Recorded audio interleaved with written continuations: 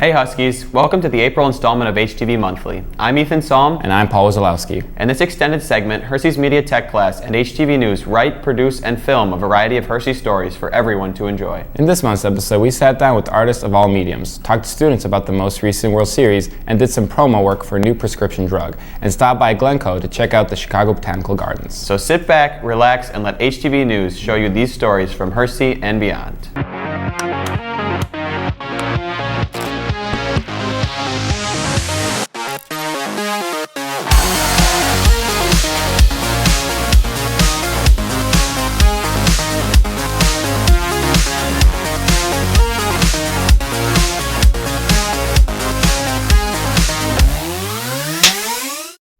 In this month's Husky Den, we got an in-depth look at a few of the artists who make up the important art culture of Hersey High School.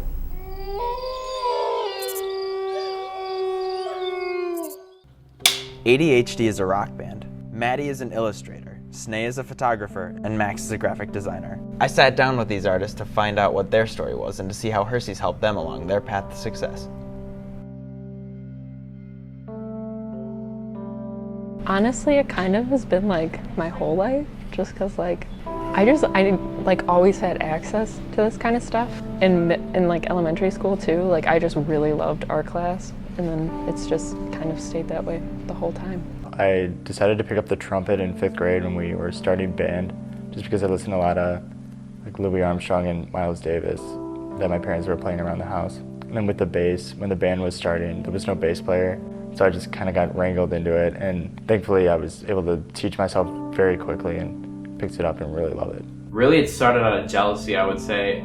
I was clumsy as a kid, and my parents would never let me use like the point-and-shoot camera on vacations. So prior to taking photo one sophomore year, the only thing I didn't really know much about photography. I was originally introduced to the Adobe Creative Suite in summer, I think it was the summer before freshman year.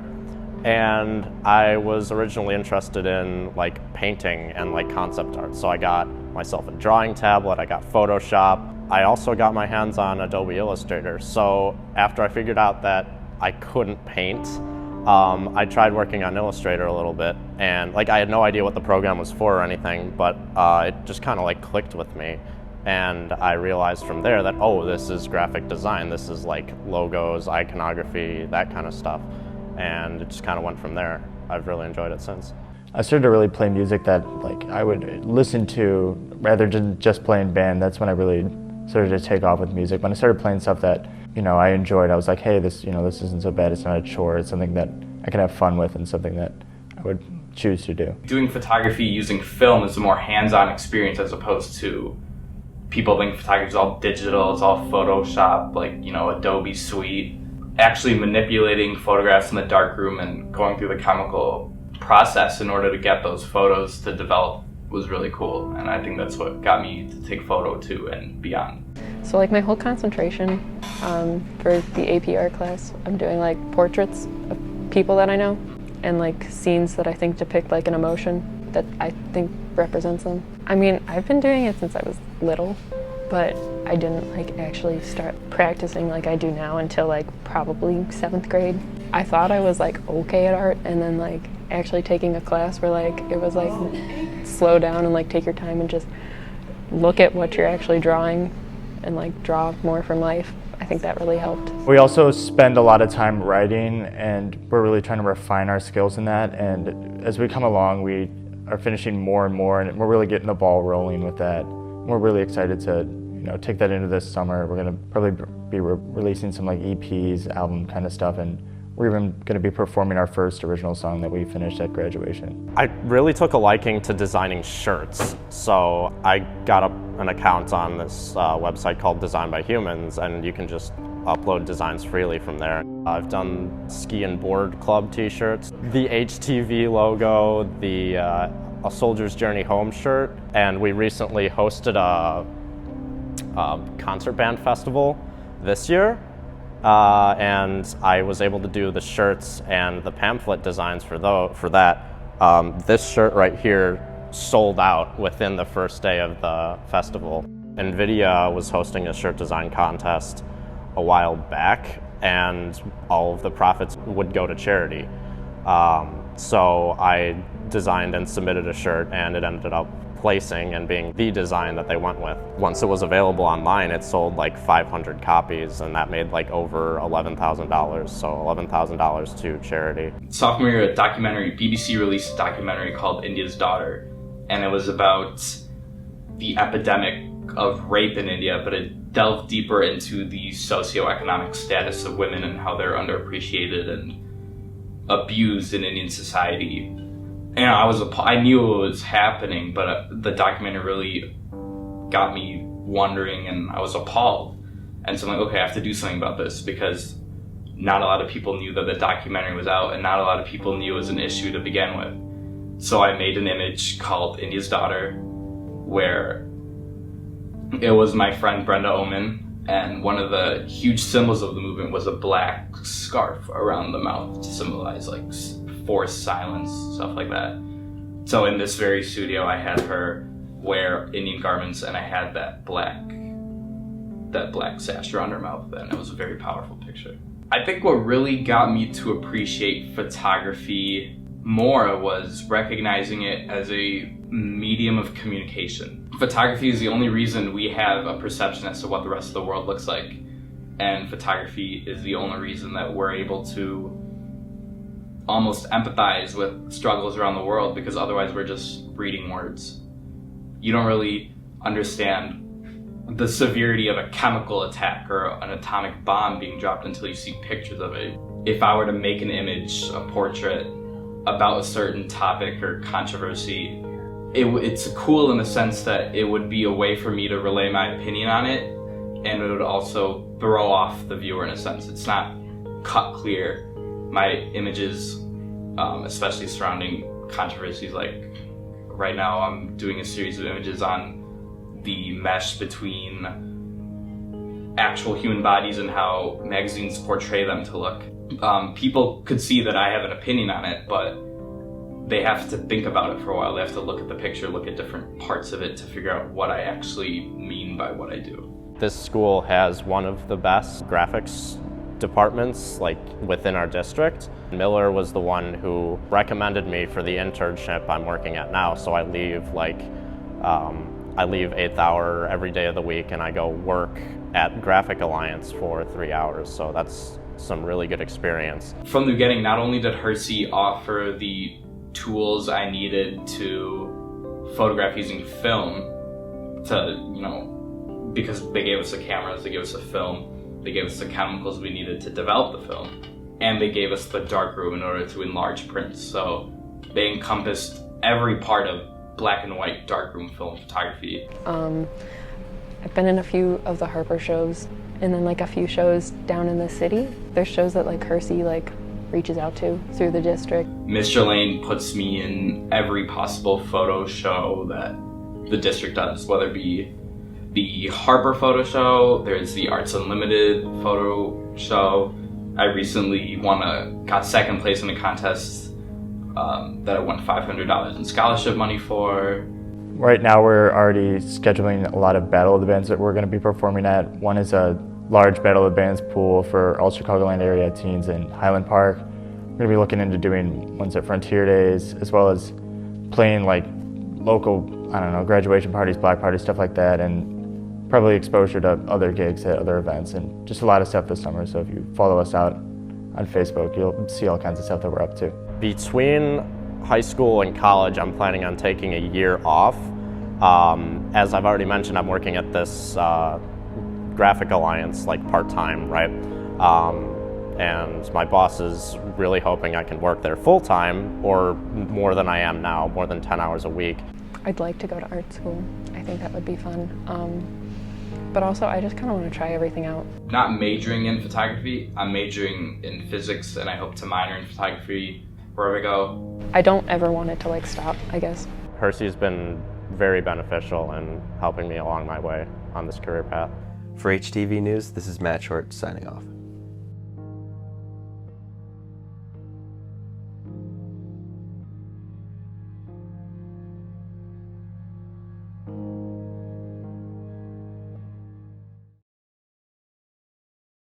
Make sure you look out for these artists' work in the Hersey halls and keep up to date with ADHD's performances on their Facebook page. Last season, the Cubs celebrated their first World Series victory in 108 years. We hit the halls to see what students are looking forward to for the team this season.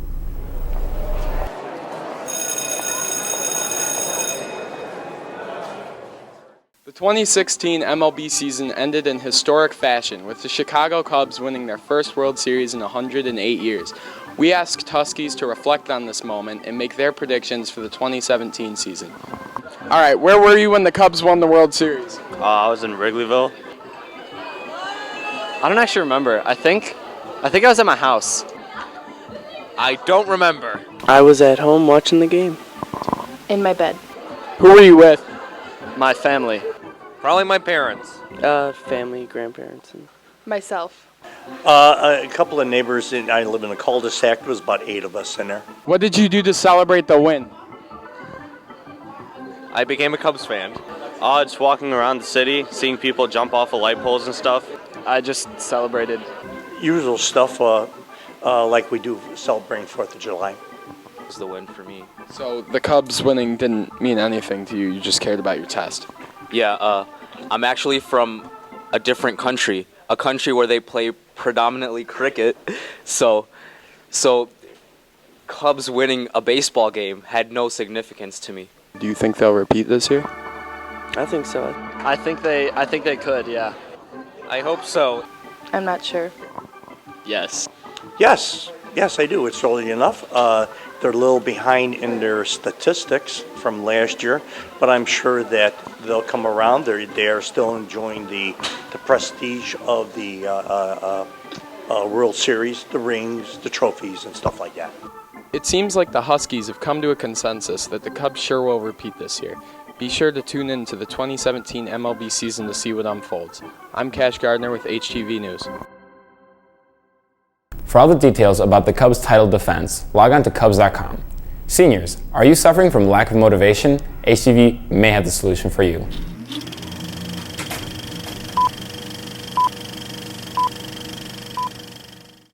Are you having trouble focusing? With senioritis, even open note tests seem impossible to care about. If you're having trouble managing your moderate to severe senioritis, Seniorizol may be right for you. Seniorizol works by dissolving brain tissue storing memories from the past year, causing a cerebral reversion back to a state when you actually cared about something. Seniorizol is not recommended for people who are huge nerds or are already completing schoolwork despite not caring. Seniorizol should not be taken while watching Netflix, as it may cause an enraged 72-hour binging session followed by death. Talk to your doctor about Seniorizol and start caring again within 2 weeks. Side effects of Seniorizol may include, but are not limited to, caring even less, vomiting, thoughts of dropping out, diarrhea, severe stroke, dissolving of entire brain, denying climate change, slow death, quick death, and a strong desire to fish. See our ad in the Stall Street Journal for more information. Talk to your doctor about Seniorizol and start caring again within 2 weeks. Hang in there, seniors. There's only 1 month until graduation. Next, just 30 minutes away from Hersey is the Chicago Botanical Gardens. Here's some more information.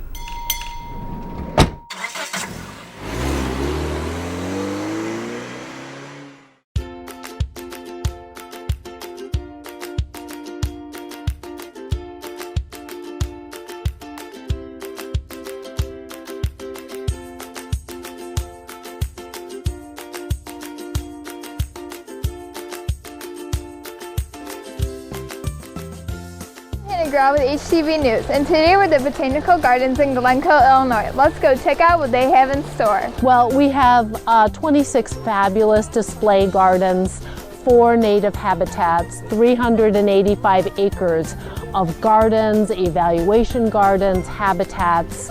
We have a prairie, we have a woodland. So it's ways to explore Midwest gardens that some are very formal, some are very native. We also have classes galore all 12 months. The Chicago Botanical Garden is open all year long. This time of year in the spring, we're open 8 a.m. to 7 p.m. once we get to June, we're open 7 a.m. to 9 p.m. and that lasts until Labor Day.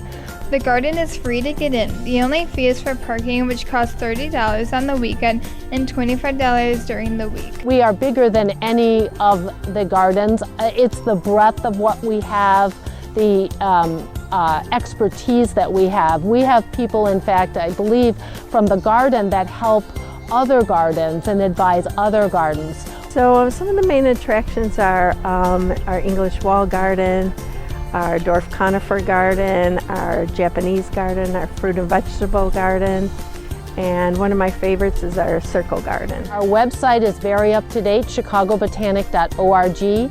Not only can you find out what's in bloom, you can find out what the classes are. You can sign up for botanical arts, yoga, tai chi, children's camps, drop-in activities, weekend gardening workshops. We have a garden chef series that starts in, I think it's the last week of May, and it'll go to fall.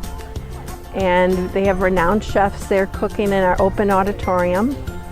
And the first 150 people that show up, they rope them off, and they're able to participate, ask the chef questions, get the sample, the food as well. And then afterwards, on the fruit and vegetable island, in the summertime, they have plant giveaways as well. And even if you're not interested specifically in the plants, you can, what a wonderful place to take a nice aerobic walk and get some exercise and just sort of soak in the nature around you. It's nice for everybody. I mean, kids enjoy it because they get to go outside and run around a little bit, and adults like it because you can get to see all different types of flowers and just enjoy the weather too. It's bigger than most of the ones that I've seen in other parts of the world even,